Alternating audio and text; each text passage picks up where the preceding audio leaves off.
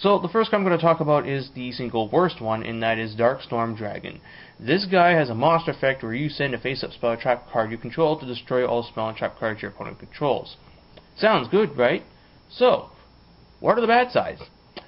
Well, he's got a couple. First, he's a level 8, so you gotta sack off 2 monsters. Second, he's a Gemini, so you then gotta Gemini summon it again.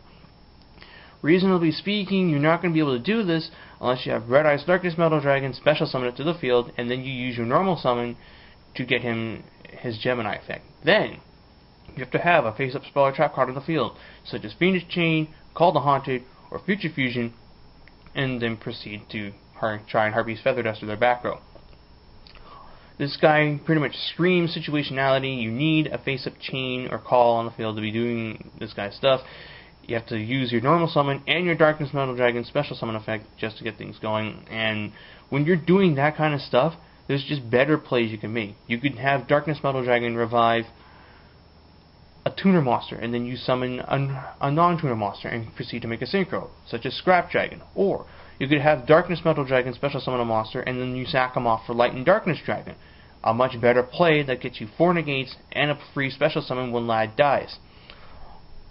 And as far as being a big bad Dark Dragon that you can use as a gigantic beat stick, Dark Horse does the job even better, and he's got a monster effect that you can occasionally use in some variants. All in all, I do not like this card. I would not recommend going out of your way to get it. If you pull one, more power to you. He looks nice, but that's about it. The next card I want to talk about is probably the one that you guys have been really curious for my reaction on, and that is Interplanetary Purply Thorny Dragon. This guy's effect is when if a monster you control is destroyed by battle or by card effect and sent to the graveyard, you can special summon this thing from your hand. He's level 5, he's dark, he's 2200. He's got a lot of things going for him, right? He does. Unfortunately, he does not work in Disaster Dragon. He doesn't even work that well in Pandemic Dragon, and oh boy, did I ever try to make this guy work. I must have spent at least 2 to 3 hours on doing that, trying to get this thing going off, and in about 15 duels, I only ever special summoned him through his effect twice. And I never even got to the point where I could have this guy out and deck Devastation Virus out to sack it off and do my shenanigans. I mean, he does have his moments, but as far as being useful in a Disaster Dragon deck goes, he's not all that good, at least at this moment.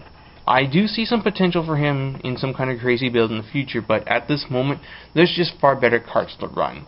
In the slots that Interplanetary Purply Thorny Dragon is occupying, you could be running cards such as Light and Darkness Dragon, Galaxy Photon Dragon, Yamada Dragon, a third Quackamere Drago if you happen to be like me and running only 2 at the moment, or so on and so on. It's really sad too, because I was excited about this card. I was thinking he'd have some kind of awesome special effect to go alongside how easy it is to drop, but unfortunately, he's just a chump blocker. I could see him be good in other decks, like maybe Scraps, but as far as Disaster Dragon goes, in a deck that is already strapped for space, I've cut my monster line down to 17 cards just because I wanted to fit in some more powerful tech cards. Interplanetary Purply Thorny Dragon just does not have the abilities to make the cut, and ultimately he goes into the same pile of good dragons with decent effects that just can't quite pull their weight, such as Vice Dragon, and so on and so on. So ultimately, this card's nice, but it's not amazing. The last dragon in the set I want to talk about, and by far the best, is Divine Dragon Apocalypse. Oh my goodness. Why did they do this one? Why did they change Apocalypse to Apocalypse? Really, guys? Really? I know it's 2012 and the world is supposedly doomed, but seriously. Worm Apocalypse was okay, but this wasn't? What the hell?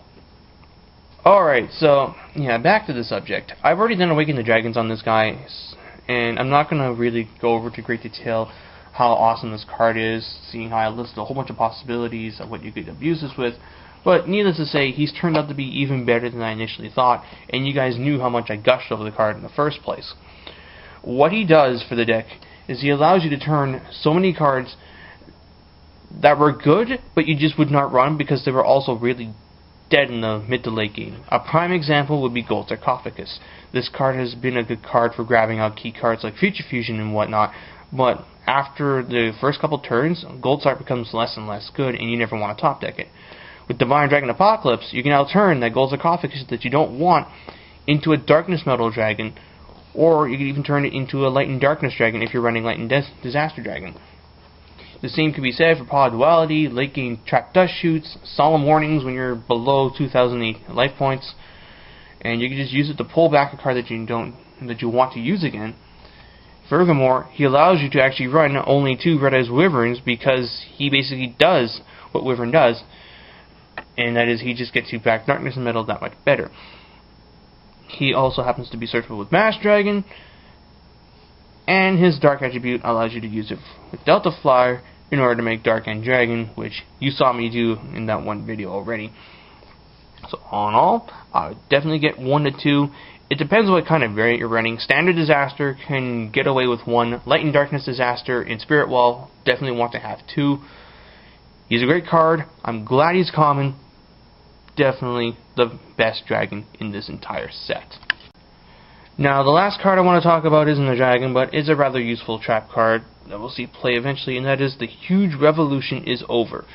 This counter trap card can only be activated when a spell, trap, or effect monster's effect that would destroy 2 or more cards on the field would be used. You negate that activation, and then you remove and play the card. Sound familiar? Yeah.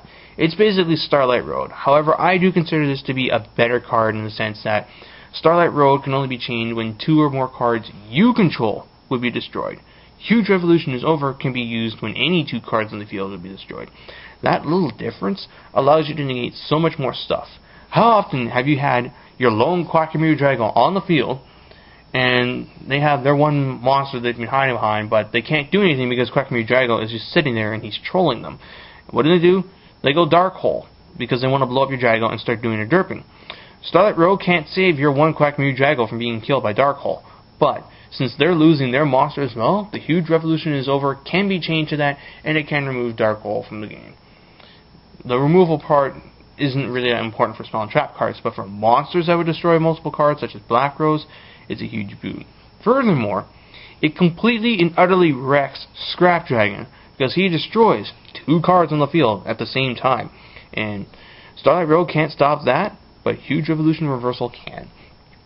Ultimately, it's just a more flexible version of Starlight Road, and if you are looking for some space in your side deck, I would consider trying 1 or 2 of these if you do believe your meta is going to have a whole bunch of mass destruction, as it just stops a whole bunch of stuff. Furthermore, it's also a counter trap card.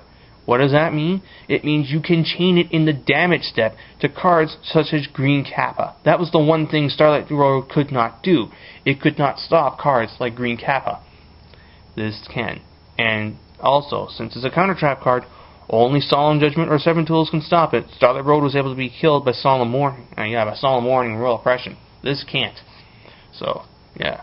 Pretty nice card that it is a common rare. And that's all I got to say for all the cards that are in Orcs for Disaster Dragon. All in all, the best stuff is common, and it won't take you that long to get everything that you want for your build. As for what kind of Disaster Dragon decks benefit from this set, Light and Darkness Disaster, Spirit Well, and Standard Disaster benefit immensely. The other builds don't really gain a whole lot. I mean, Divine Dragon Apocalypse is good as everything, though. But as for the post-Orcs metagame, what would I suggest doing with your deck? Well, one thing's for certain, you want to be running 3 Phoenix Chain in your main deck. No ifs, ands, or buts about it. Disaster Dragon normally cannot use Effect Veiler. Phoenix Chain is a very good substitute.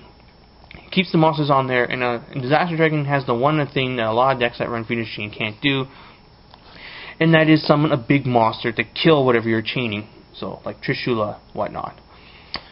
Furthermore, there's just 2 things I also want to mention about Orcs that I've noticed come up, and that is certain cards.